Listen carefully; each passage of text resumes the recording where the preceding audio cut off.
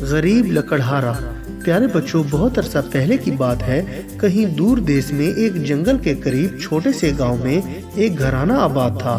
اس گھر میں ایک غریب آدمی اپنی بیوی اور 7 بچوں کے ساتھ رہتا تھا۔ یہ بیچارہ سارا دن جنگل میں لکڑیاں کاٹتا اور شام کو انہیں قریبی منڈی میں جا کر بیچ دیتا۔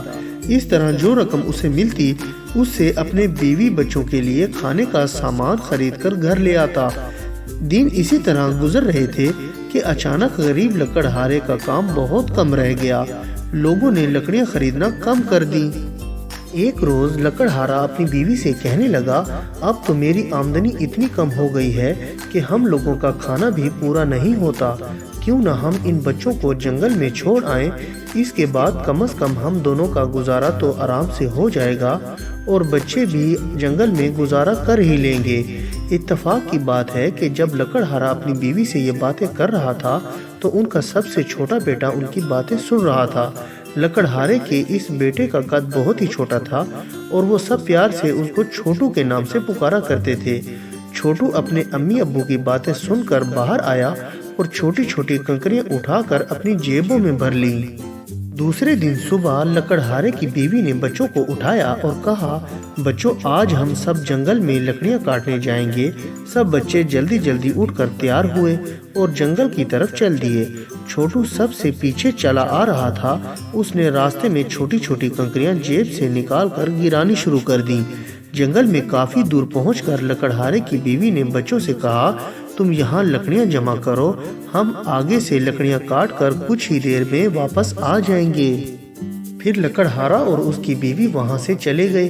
انہیں گئے کافی وقت گزر گیا تو بچوں کو فکر ہونے لگی، لیکن لکڑہارا اور اس کی بیوی شام تک بھی واپس نہ آئے تو بچوں نے سوچا، اب ہم گھر واپس کیسے جائیں گے؟ چھوٹو بولا، کوئی بات نہیں، میں تم لوگوں کو واپس لے کر جاؤں گا، تم سب میرے پیچھے پیچھے آؤ۔ یہ کہہ کر چھوٹو واپس مڑا اور کنکریوں کو دیکھتے ہوئے گھر کی طرف چل پڑا۔ اس طرح کچھ ہی دیر بعد وہ سب اپنے گھر پہنچ گئے۔ لکڑہارے نے لکڑیاں فروخت کی اور کھانے کے لیے کچھ ضروری چیزیں خریدیں اور گھر پہنچ کر اس نے دیکھا کہ 7 بیٹے پہلے سے ہی گھر میں موجود تھے۔ اس نے روٹی اپنے بچوں میں تقسیم کر دی اور خود سونے کے لیے لیٹ گیا۔ دوسرے روز صبح پھر اس نے بچوں کو ساتھ لیا اور جنگل چلا گیا۔ چھوٹو نے رات کو اپنے حصے کی روٹی کھانے کی بجائے چھپا کر رکھ دی تھی اور صبح جنگل جاتے وقت اس کے چھوٹے چھوٹے ٹکڑے کر کے راستے میں گراتا چلا گیا۔ جنگل پہنچ کر لکڑہارا اور اس کی بیوی اپنے بچوں کو چھوڑ کر آگے چلے گئے اور شام تک واپس نہ لوٹے۔ اب پھر چھوٹو نے اپنے بھائیوں کو کہا، پریشان ہونے کی ضرورت نہیں ہے، میرے ساتھ آؤ۔ میں نے صبح آتے وقت راستے میں نشانی کے طور پر روٹی کے ٹکڑے گرا دیے تھے۔ اس طرح وہ روٹی کے ٹکڑے دیکھتے ہوئے واپس گھر کی طرف روانہ ہوئے، لیکن کچھ دور جا کر انہیں پتہ لگا کہ روٹی کے ٹکڑے تو دن میں جانور اور پرندے کھا گئے۔ اب وہ گھر کا راستہ بھول گئے۔ چلتے چلتے ایک جگہ انہیں ایک گھر نظر آیا۔ چھوٹو نے بھائیوں کو کہا، ہم رات اس گھر میں گزاریں گے اور کل دن کی روشنی میں اپنے گھر کا راستہ تلاش کر لیں گے۔ یہ کہہ کر اس نے دروازہ کھٹکھٹایا۔ اندر سے ایک عورت کی آواز آئی، کون ہے؟ چھوٹو نے کہا، ہم 7 بھائی ہیں اور گھر کا راستہ بھول گئے ہیں اور آج رات یہاں گزارنا چاہتے ہیں۔ عورت بہت ہی نیک دل تھی۔ اس نے کہا، یہ ایک دیو کا گھر ہے اور وہ تمہیں دیکھے گا تو مار کر کھا جائے گا، بہتر ہے تم کوئی اور جگہ دیکھو۔ چھوٹو بولا، دیکھو رات بہت ہو چکی ہے، قریب میں کوئی محفوظ جگہ بھی نہیں ہے، اگر ہم کچھ دیر اور اسی طرح جنگل میں بھٹکتے رہے تو جنگلی جانور ہمیں کھا جائیں گے۔ یہ سن کر عورت کو ان پر ترس آ گیا۔ اس نے کہا، اچھا تم ایسا کرو کہ اس بڑی سی الماری میں چھپ کر بیٹھ جاؤ تاکہ دیو تمہیں دیکھ نہ سکے۔ تھوڑی دیر بعد دیو بھی گھر واپس آ گیا۔ اس نے آتے ہی بو سونگھی اور کہا، آج گھر میں آدم زاد کی بو آ رہی ہے، جلدی لاؤ آدم زاد، مجھے بہت بھوک لگی ہے۔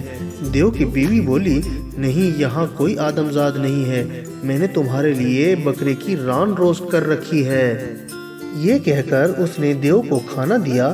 کھانا کھا کر بھی دیو نے گھر کی تلاشی لینی شروع کر دی اور جلد ہی اس نے بچوں کو ڈھونڈ ہی لیا۔ دیو کی بیوی نے گھبرا کر کہا، آپ نے ابھی اتنا کھانا کھایا ہے، اگر آپ اب ان بچوں کو بھی کھائیں گے تو بد ہضمی ہو جائے گی، اس لیے میری مانو تو انہیں صبح ناشتے کے لیے چھوڑ دو۔ دیو نے سوچا کہ اس کی بیوی ٹھیک ہی کہہ رہی ہے، واقعی اسے اب اور کچھ نہیں کھانا چاہیے۔ اس نے اپنی بیوی سے کہا، ایسا کرو، ان کو میرے بچوں کے بیڈ روم میں سلا دو۔ ساتوں بھائی جب بیڈ روم میں پہنچے تو انہوں نے دیکھا کہ یہاں بھی 7 لڑکے ایک بیڈ پر سو رہے تھے۔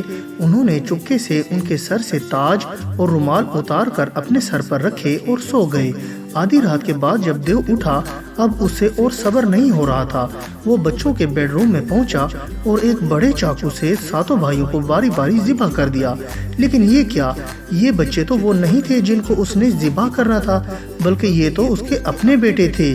دیو ان بچوں کے سر پر جو رکھے تھے تاج اور رومال، اس سے دھوکہ کھا گیا تھا۔ دوسری طرف چھوٹو نے اپنے بھائیوں کو جگایا اور کہا، جلدی کرو، یہاں سے بھاگ چلو ورنہ دیو ہمیں بھی ذبح کر دے گا۔ یہ سن کر سب جلدی سے وہاں سے نکل کر بھاگے۔ دیو نے ان بچوں کو بھاگتے ہوئے دیکھا تو وہ بھی ان کو پکڑنے کے لیے پیچھے آیا، لیکن کچھ ہی دور آگے جا کر یہ ساتوں بھائی ایک چٹان کے پیچھے چھپ گئے۔ دیو نے کافی کوشش کی لیکن وہ انہیں پکڑ نہ سکا اور مایوس ہو کر واپس چلا گیا۔ دیو کے واپس جانے کے بعد سب بھائی چٹان کے نیچے سے نکلے اور گھر کا راستہ تلاش کرنے لگے۔ آخر تھوڑی سی دور تک جانے کے بعد انہیں اپنا گھر مل گیا۔ گھر پہنچ کر چھوٹو نے اپنی جیبوں سے سونے کی ڈلیاں نکال کر اپنے امی ابو کو دیں۔ یہ دیکھ کر وہ سب بہت حیران ہوئے۔ چھوٹو نے بتایا، دراصل دیو کے گھر میں مجھے یہ سونا نظر آیا تھا تو موقع پا کر میں نے اپنی جیبیں بھر لی تھیں۔ اب ہم زندگی بھر ساتھ رہیں گے اور عیش کریں گے اور کبھی بھی بھوکے نہیں رہیں گے۔ اور بچوں، میں امید کرتا ہوں کہ آپ کو میری یہ کہانی پسند آئی ہوگی اور آپ اس کو لائک، شیئر اور کمنٹس بھی کریں گے۔ اور سب سے ضروری بات یہ ہے کہ آپ میرے اس چینل کو سبسکرائب کرنا نہ بھولیے گا، اس سے آپ کو میری نئی کہانیوں کا بھی پتہ چلتا رہے گا۔ اور اب میں اجازت چاہتا ہوں، اپنا بہت خیال رکھیے گا۔ اللہ حافظ۔